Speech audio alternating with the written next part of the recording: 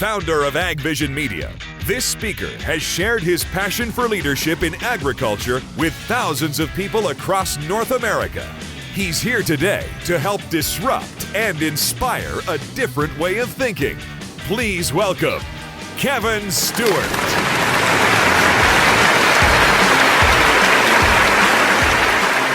I want you to use your imagination here for a second. My job on this spring morning was to I had to agitate the manure pit and spread it on the land using irrigation and a pivot. And I had set the pivot up in the corner of the field. I'd done this many times. On one side of the corner was the county road, and on the other side of that corner of the field was the fence line to our farmyard. So I set the pivot up strategically like I'd done many times. I fire up the PTO, the manure pump, and so round and round it goes.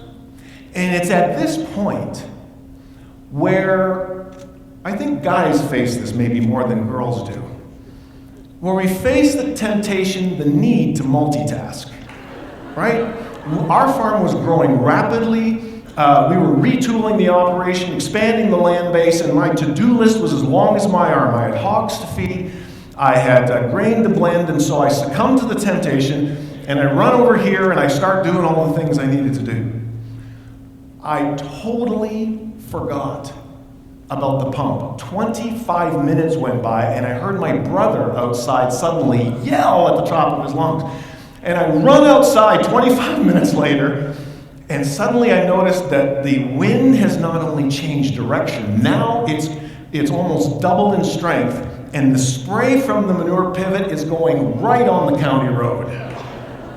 So you can imagine in your mind, I am sprinting for all I am worth to get to that PTO to shut it down, and in the corner of my eye, there's a car coming. Now, in all the years that we farm, I can assure you that I have never seen a Cadillac on our county road before. Until that day. And of course, it couldn't be an ordinary Cadillac. It was one of those pink Mary Kay. You know what I'm talking about? And so, see it in your mind's eye. Here comes this collision. I'm running for the PTO. Here comes the fabulous, fuchsia fenders of this Cadillac. And in this direction comes this stream of pure liquid honey, and they're about to collide in the middle. And just before I hit the PTO, I see the brake lights of the Cadillac just flash a little. The lady didn't stop. She only braked long enough to turn the windshield wipers on and drive right through it. That, in a picture,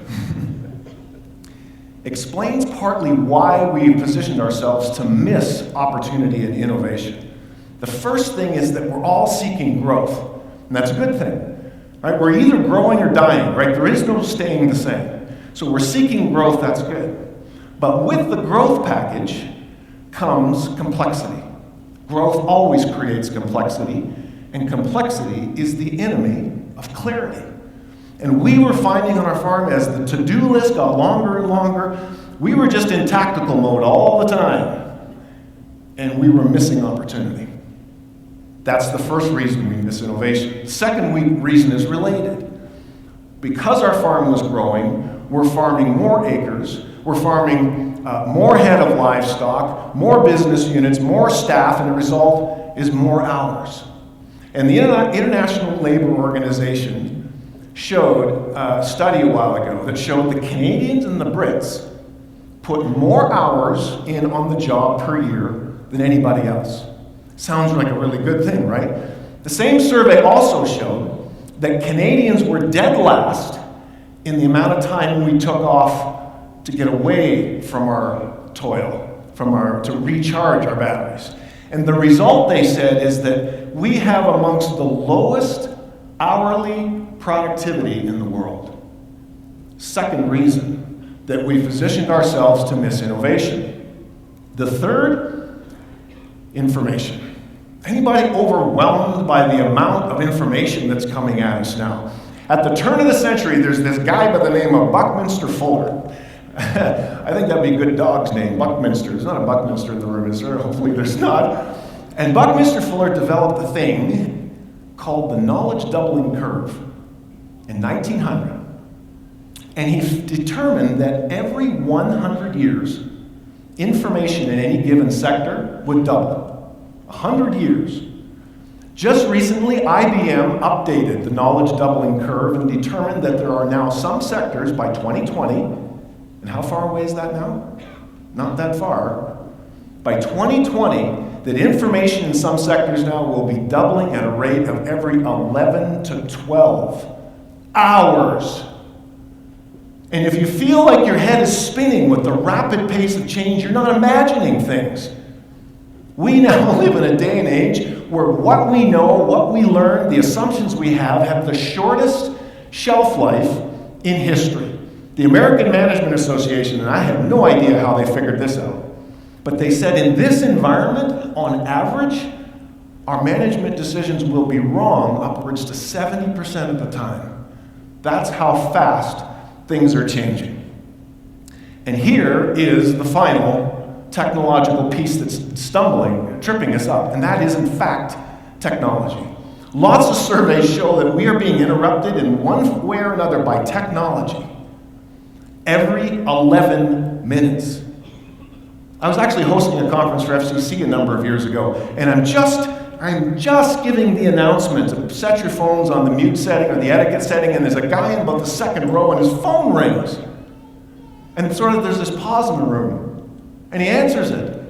And he says, "No, I'm good, I can talk."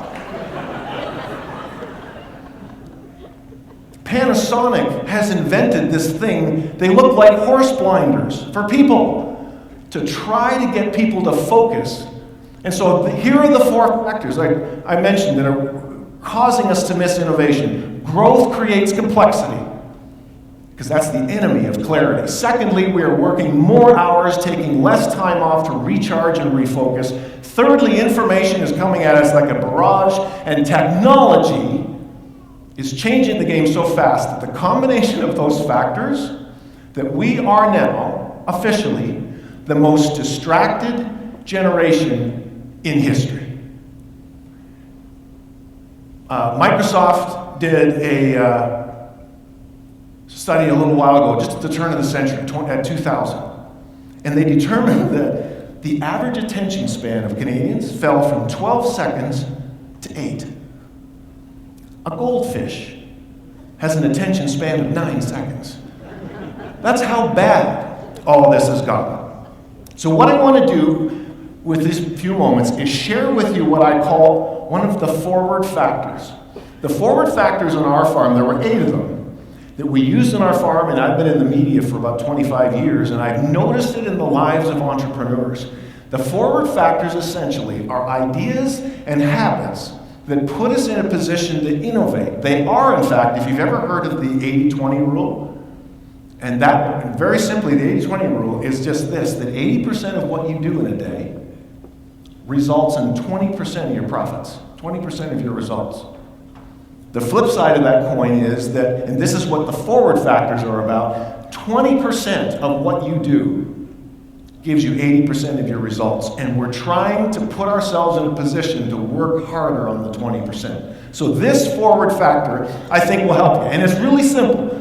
It really is. It's like, in the words of that famous philosopher, Homer Simpson, he said, "This ain't rocket surgery," okay? So here's the first forward factor. I want you to consider excelling at quitting. Now you're thinking, oh gosh, didn't they check this guy out before they invited him up here? Like, really? I don't want to quit. I want to be inspired to keep going no matter what. And yet what we're finding now, with all the rapid changes occurring, is that the most successful entrepreneurs are refining this skill of quitting. So let me just give you a bit of an idea of how this works. As Tom just mentioned a moment ago, the changes in the business environment, for example, are incredible. 75% of the Fortune 500 companies, you know what those are? There's a Fortune 500 list of these are major businesses. 75% of them in 1988, right, are today not only no longer on the list, they don't even exist anymore. 25% went on from good to great. So there's this guy by the name of Jim Collins. He writes this book called Good to Great because he's trying to figure out what happened. How do you get 75% of major companies, major players, to simply vanish from the face of the earth? And here's what he said. He said, we were surprised by how many of the big decisions that changed these just good companies to great companies. We were surprised at how many of the decisions were not what to do next, but in fact what to stop doing. That was the key factor that changed companies. It's what they quit doing. And what he found was that companies, the older we get, the more undisciplined we get. We take on more and more things. We can't say no to things. And our lives and our to-do list is full of clutter. And it's got us going in 100 directions. And the companies that went from good to great got rid of a lot of that so that they could focus in a single direction. So the question is, here are these great 25% of the companies that went from good to great because they said no in many cases to something good, to make room for something great. The question is, can we do that? Do we have the courage to do that? So I'm going to share with you 4 ways. This sounds, I know, so countercultural. 4 ways to quit. And the first one we used on our farm is called big stones, little stones. The big stones, small stones. And what, because we found we were just we were just sort of running in all directions like the proverbial chicken with your head cut off. And we were missing opportunity. And so what we did is we created a big stones list. And the big stones list for us, and I encourage you to do this, it can be 5, there's 5 things for us. It can be any number you want, but it needs to be a small enough number to focus. The 5 things in our business that under no circumstances we could lose them. That if we lost them, it would be catastrophic to the business. So for the very first one was family. Because to be fair, and I know this is shocking to all of you, but we were not going through all this struggle of, farming and long hours just so we can pay more taxes. Big surprise. This was about family. Family was a big stone. Second big stone for us, and this was a hard one to implement, was our personal health. And this sounds crass, but we actually realized the risk that we put our business in and our families in, that if I, because of the way I was living, poor eating, poor exercise, just suddenly dropped dead of a heart attack.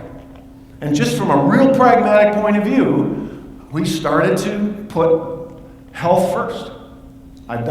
Since that day, I've done 12 triathlons, 1 half marathon, and this year I did actually my first full marathon. And I'll tell you more about that if I have time, which I probably won't. So that's the first thing. And so what you do with the big stones, we had 5 of them. And so then I actually put the big stones right on my computer as a screensaver. So when a call comes in asking me to do something, if an idea comes up, should we do this, should we quit that? I look at my big stones list. And if it supported our mission of the family's important, my health is important, it was the profitability was another one of them, of the business. We didn't put the business down, by the way. It was the profitability of the business.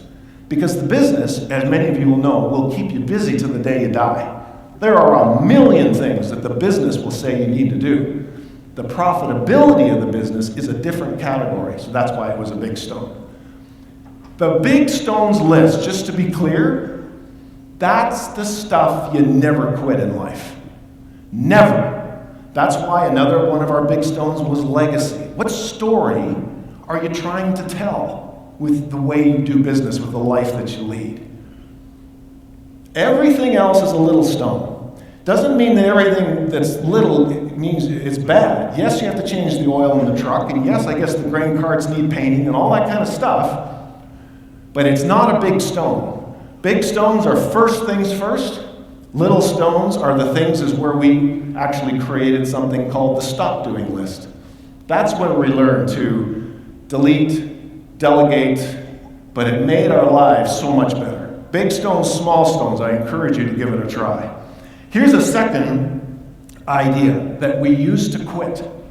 And this is, I get that this is weird, but that's why these are disruptive ideas. We tried to create a habit of quitting. And so every Monday morning, when I would go into my office, I would ask myself, it's Monday, what can I quit? And at first it was really hard, and now it's been 8 years since I started doing this, and it gets easier and easier every year, because I find all kinds of things to quit. All kinds of digital clutter, all kinds of things that trip you up, time stealers like media, like obligation, like guilt. There are so many things, especially in a farm setting, that it takes courage to quit. So that's the first thing. Make a habit. Every Monday, try to find something to quit. The next way we did it is called zero-based thinking. And all this really is, have you ever heard anybody say, hindsight is 20/20? It's kind of like that's a negative thing. Well, zero-based thinking is that, where you remove everything from the situation that you're struggling with, except hindsight. So here's how it works. Let's say it's a staff member on your farm business. Knowing what you know now, would you fill in the blank? Hire that person again. Knowing what you know now, would you grow that crop for a 15th season? Would you continue to raise that livestock? Knowing what you know, would you go into business with that person again? Knowing what you know now, would you vote Liberal again? You know where I'm going with this? Right. But the point is, if the answer is no, then why are we still doing it? Zero-based thinking, right? Just remove everything except hindsight. And let me just share one more with you. One more key factor that helps us to not only quit, but in fact take advantage of opportunity and innovation. And that comes from actually an opportunity I got through FCC a number of years ago to interview a guy you might have heard of before, John Montgomery. He's the host of the TV show The Amazing Race. He's actually an exceptional auctioneer. He also won a gold medal for Canada in Vancouver in skeleton. He calls it cyclo-tobogganing, going down on your stomach. So here he is. He's this little, well, no offense to short people, but he's this little 5'9" guy from Russell, Manitoba. And I'm sitting across from him interviewing him, and I said, so how does this work? How does such a little guy, such a powder keg of energy, and he end up with a gold medal around his neck, and he's incredibly successful? And you know what he said? He said, the key is scare yourself daily. Because he said, you know what happens when you stay in your comfort zone? Do you know what happens when you're there? Nothing. Nothing changes, nothing grows, nothing improves. So he said, we have to, as a species, poke ourselves in the ribs to get ourselves out of that comfort zone. I'll give you a real quick example of this, if I can focus this down a little bit, of the power of fear. It was about this time of the year, our first grade teacher was telling us a story that we're doing painting. And this first little girl, 6 years old, she's painting this thing, and the teacher comes around and she says, what are you painting? And the 6-year-old looks at her and says, well, I'm painting a picture of God. And the teacher sort of smiled and said, that's nice, but nobody knows what God looks like. And the 6-year-old stopped and said, well, they will in a minute.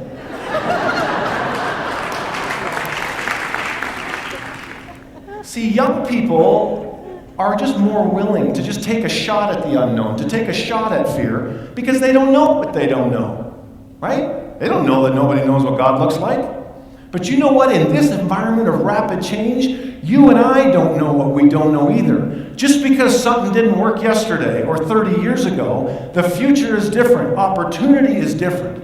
So when we scare ourselves on a daily basis, we're poking ourselves in the ribs to remind ourselves of a really simple factor, that all of the best things in life and all of the best things in business are on the other side of fear. Right? When you asked your wife to marry you, Right? Was that I was talking to this one guy, actually he was on Vancouver Island, and I was asking him about it. He goes, oh my gosh, when I asked my wife to marry me, I thought I was going to vomit. I was just so scared. I was just, and he said, but aren't all the best things in life on the other side of fear? And when we run our lives and run our businesses in avoidance of fear, of some risk, then we're missing the best stuff. That's why scaring ourselves daily in some way is a really important way to proceed. Have you scared yourself lately? Have you scared yourself to consider a different business model, to consider a different crop, to consider quitting something that maybe you should have quit 20 years ago? Maybe because it was part of the business that was handed down by great-granddad, but I just can't be the one to shut it down. Scare yourself. Come to an event like this and actually network with people you don't know. Anybody scared? Right? Or it's Christmas time. Hug your in-laws if you really want to scare yourself,